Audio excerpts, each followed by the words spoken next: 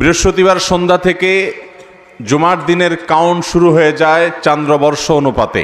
সেই হিসেবে বৃহস্পতিবার সূর্য অস্ত যাওয়া মানে বৃহস্পতিবার দিন শেষ আর নতুন দিন শুরু, যার কারণে আমরা ইতিমধ্যে জুমার দিন বা শুক্রবারে প্রবেশ করে গেছি। আর জুমাবার এবং শুক্রবারের অন্যতম একটা গুরুত্বপূর্ণ শ্রেষ্ঠতম আমল হলো এই দিনে বেশি বেশি করে দুরূদ পাঠ করা, সেটা রাতে এবং দিনে। আল্লাহ রাব্বুল আলামিন আমাদেরকে জীবনের প্রত্যেক জুমার দিনে প্রতি সপ্তাহে শুক্রবারে এই মহা গুরুত্বপূর্ণ আমলটি করার তৌফিক দান করুন। নবী করিম সাল্লাল্লাহু আলাইহি সাল্লাম বলেছেন, আকসিরু আলাইয়া মিনাস সালাতি মিন ইয়াউমিল জুমআতি ওয়া লাইলাতিল জুমআহ, তোমরা আমার প্রতি দুরূদ পাঠাও, আমার প্রতি তোমরা দুরূদ পাঠাও জুমার রাতে এবং জুমার দিনে। ফাইন্না সালাতাকুম মা'রুদাতুন আলাই, কারণ তোমাদের যে দুরূদ পাঠ, এই দুরূদ পাঠের আমলটি আল্লাহর ফেরেশতাদের মাধ্যমে আমার সামনে নিবেদন করা হয়, উপস্থাপন করা হয়। এই জন্য ভাইরা আমার, প্রত্যেক সপ্তাহে বৃহস্পতিবার সন্ধ্যা থেকে নিয়ে জুমাবার সন্ধ্যা পর্যন্ত বেশি বেশি করে আমরা দুরূদ পাঠের চেষ্টা করব ইনশাআল্লাহ। অন্তত এখন একবার আমরা নগদে পাঠ করা শুরু করে দেই দুরূদ ইব্রাহিম, যেটা আমরা নামাজে পাঠ করি জুমার রাতের আমল হিসাবে, এবং এখন থেকে শুরু করে আগামীকাল সন্ধ্যা পর্যন্ত চলতে ফিরতে উঠতে বসতে এমনকি ওযু নাই সে অবস্থায় আপনি দুরূদ পাঠ করতে পারবেন। একবার যদি কেউ দুরূদ পাঠ করে, নবী করিম সাল্লাল্লাহু আলাইহি সাল্লাম বলেছেন, মান সাল্লা আলাইয়া মাররাতান, যে ব্যক্তি আমার প্রতি একবার দুরূদ পাঠ করে, সাল্লাল্লাহু আলাইহি আশরা, আল্লাহ রাব্বুল আলামিন তার প্রতি 10 বার রহমত নাজিল করেন। এই জন্য দুরূদ পাঠের আমলটা বেশি বেশি করবো তো ইনশাআল্লাহ। আল্লাহর জমিনে যত জিকির আছে, যত দোয়া আছে, এর মধ্যে অন্যতম শ্রেষ্ঠ দোয়াগুলোর একটি হলো, অন্যতম শ্রেষ্ঠ জিকিরের একটি হলো দুরূদ পাঠ করা। এক সাহাবী প্রশ্ন করেছেন, ইয়া রাসূলুল্লাহ, আমি আমার দোয়ার মধ্যে আমার নিজের জন্য, সন্তান সন্ততির জন্য, পরিবারের জন্য, সুস্থতার জন্য নানা উদ্দেশ্যে আল্লাহর কাছে দোয়া নিবেদন করব। এর মধ্যে আপনার জন্য কত পার্সেন্ট দোয়া বরাদ্দ রাখবো যে আল্লাহ যেন আপনার প্রতি রহমত নাজিল করে?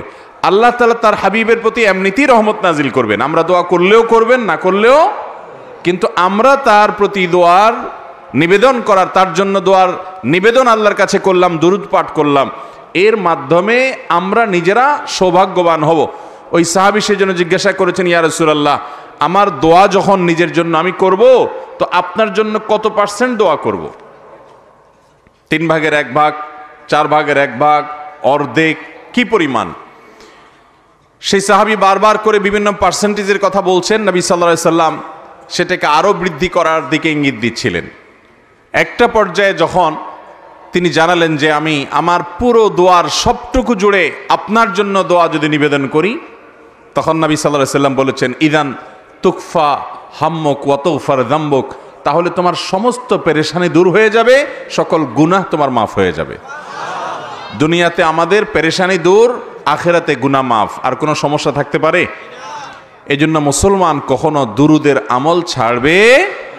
এখন আমরা দুরুদ পড়ি, ওই মিলাদের অনুষ্ঠান করলে তখন ইয়া নবী সালাম আলাইকা সবাই মিলে, আর এছাড়া দুরুদ পাঠের আমলটা আমাদের দ্বারা হয় না।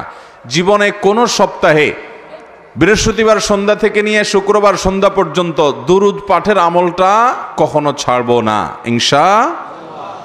পরিবারকে অভ্যস্ত করবেন, বাচ্চাদেরকে স্মরণ করায় দিবেন, স্বামী স্ত্রী একে অন্যকে স্মরণ করায় দিবেন যে জুমার দিন শুরু হয়ে গেছে, দুরূদ পাঠের আমল। নবীজি বলেছেন, আকসিরু আলাইয়া মিনাস সালাতি মিন ইয়াউমিল জুমআতি ওয়া লাইলাতিল জুমআহ, জুমার রাত আর জুমার দিনে আমার প্রতি বেশি বেশি দুরূদ পাঠ করবে। এই জন্য উনি নিজেই বলেছেন এটা দুরূদ পাঠের জন্য শ্রেষ্ঠ সিজন এবং মৌসুম।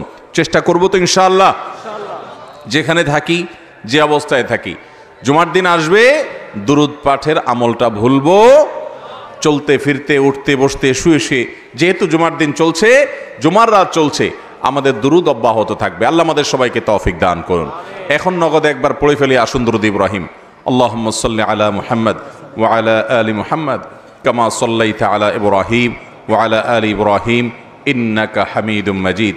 আল্লাহুম্মা বারিক আলা মুহাম্মদ ওয়া আলা আলি মুহাম্মাদ কামা বারাকতা আলা ইব্রাহিম ওয়া আলা আলি ইব্রাহিম ইন্নাকা হামিদুম মাজিদ। এই আমলটা সবসময় করবো তো ইনশাআল্লাহ?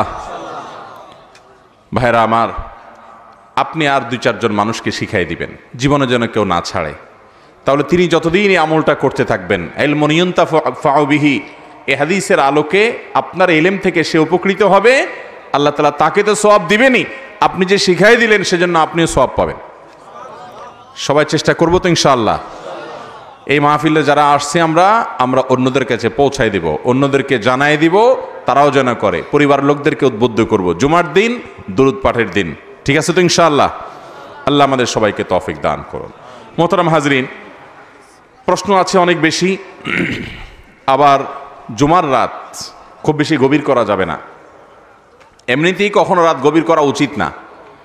আমরা গভীর রাত পর্যন্ত মাহফিল করতে অভ্যস্ত, এটা সুন্নার খেলাফ ভাই। এই খেলাফে সুন্নত কাজের মাধ্যমে উম্মতের হেদায়েত খুব বেশি আশা করা যায় না, কিন্তু আমরা সেটাই করি। আয়োজকরা বলে রাত 9টা দেব আপনাকে, উঠাতে 10টা বাজে। বেশিরভাগ আয়োজকরাই কথা ঠিক রাখতে পারেন না নানা কারণে। জুমার দিন বিশেষ করে রাতে তাড়াতাড়ি ঘুমোতে হবে। কেন? কারণ জুমার দিনের ফজরের নামাজের যে গুরুত্ব, আল্লাহর জমিনে ওই ওয়াক্তের নামাজের মতো গুরুত্ব আরেকটা নামাজের নাই। নবী করিম সাল্লাল্লাহু আলাইহি ওয়াসাল্লাম বলেছেন, আফদালুস সালাতি সালাতুল ফজরি মাআল জামাআতি ইয়াউমাল জুমআহ। জুমার দিন ফজরের সালাত জামাতের সাথে পুরুষদের জন্য আদায় করা, এটা হলো আফদালুস সালাওয়াত, সকল নামাজের মধ্যে সবচেয়ে উত্তম মর্যাদাপূর্ণ নামাজ জুমার দিনের ফজরের নামাজ। আর আমাদের দেশে মসজিদগুলোতে দেখবেন জুমার দিনে ফজর নামাজে মুসল্লির সংখ্যা সবচাইতে। কারণ হলো জুমার দিন সকালে বাচ্চাদের স্কুল নাই, মাদ্রাসা নাই, অফিস আদালত নাই, দোকানপাট ব্যবসা বাণিজ্য অনেকেরই নাই, যার কারণে বৃহস্পতিবার গভীর রাত পর্যন্ত টক শো, মিষ্টি শো, নাটক, সিনেমা, আজে বাজে জিনিস দেখে সময় নষ্ট করে আমরা শুইতে শুইতে রাত 12টা-1টা বাজাই দেই, যার কারণে ফজরের নামাজের জামাত বেশিরভাগ লোকের নসিব হয় না। অতএব ভাইরা আমার, জুমার দিনের ফজর নামাজ পড়ার নিয়তে জুমার রাতে অর্থাৎ বৃহস্পতিবার দিবাগত রাতে তাড়াতাড়ি ঘুমায় পড়বো, মনে থাকবে তো ইনশাআল্লাহ? আল্লাহ আমাদেরকে তৌফিক দান করুন। তো সেজন্য খুব বেশি দীর্ঘায়িত আমরা করব না, খুব গুরুত্বপূর্ণ একটা বিষয় খুব সংক্ষেপে কিছু কথা বলে এরপর আমরা প্রশ্নোত্তরে চলে যাব।